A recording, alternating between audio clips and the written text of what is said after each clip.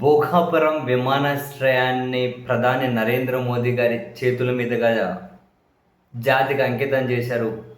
ముఖ్యమంత్రి చంద్రబాబు నాయుడు గారు, గవర్నర్ అబ్దుల్ నజీర్ గారు, కేంద్ర విమానయాన శాఖ మంత్రి రామ్మోహన్ నాయుడు గారితో పాటు చాలామంది రాష్ట్ర మంత్రులు, కేంద్ర సహాయ మంత్రులు కూడా ఈ కార్యక్రమంలో పాల్గొన్నారు. ప్రధాని నరేంద్ర మోదీ గారి పర్యటనకు ఆంధ్రప్రదేశ్ సర్కార్ కనీ విని ఎరుగని భద్రతా ఏర్పాట్లే కాదు, కనీ విని ఎరుగని రీతిలో స్వాగత ఏర్పాట్లు కూడా చేశారు. 13,500 మంది గిరిజన మహిళలు, విద్యార్థులతో థింస నృత్య ప్రదర్శన ఓపెన్ టాప్ జీప్లో ప్రధాని నరేంద్ర మోదీ గారు ప్రయాణించుకుంటూ దాన్ని తిలకించారు.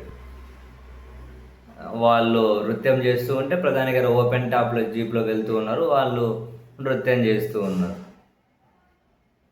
అండ్ ఆ తర్వాత వేదిక మీద మాట్లాడిన ప్రముఖులందరూ కూడా బై డిఫాల్ట్గా డైరెక్ట్గా పేరు ప్రస్తావించకపోయినా అటు జగన్మోహన్ రెడ్డి గారిని, గత ప్రభుత్వాన్ని విమర్శించుకోవడం, ముఖ్యమంత్రి గారి నుండి 2 ఏళ్ల కిందటి వరకు విధ్వంసకర ప్రభుత్వాన్ని చూసాం మనమని,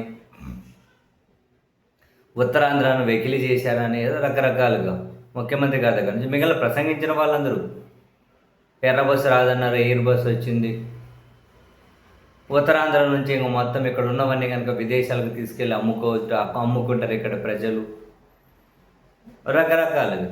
ఆంధ్రప్రదేశ్ భవిష్యత్తును మోదీ గారు అయితే భుజాల మీద పెట్టుకొని మోస్తూ ఉన్నారు.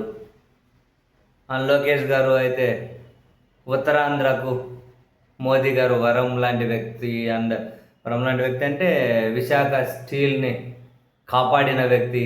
మరి ధ్వంసం ఎవరు చేశారు తెలియదు, జనరల్గా ధ్వంసం ఎవరు చేశారు దాన్ని ఏమో.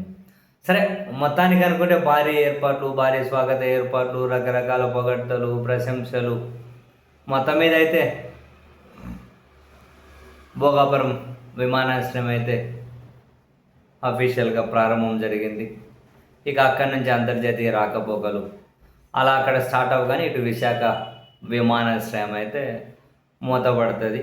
ఏదన్నా ప్రముఖులు వచ్చిపోయినప్పుడు ఆ విమానాశ్రయాన్ని ల్యాండింగ్ దానికి దీనికి ఉపయోగించుకుంటారు, ఎగడానికి దిగడానికి. ప్రయాణికులు మిగిలిన పర్పస్ అయితే ఇంకా పూర్తిగా విశాఖ విమానాశ్రయం అయితే బంద్ అయిపోయినట్లు.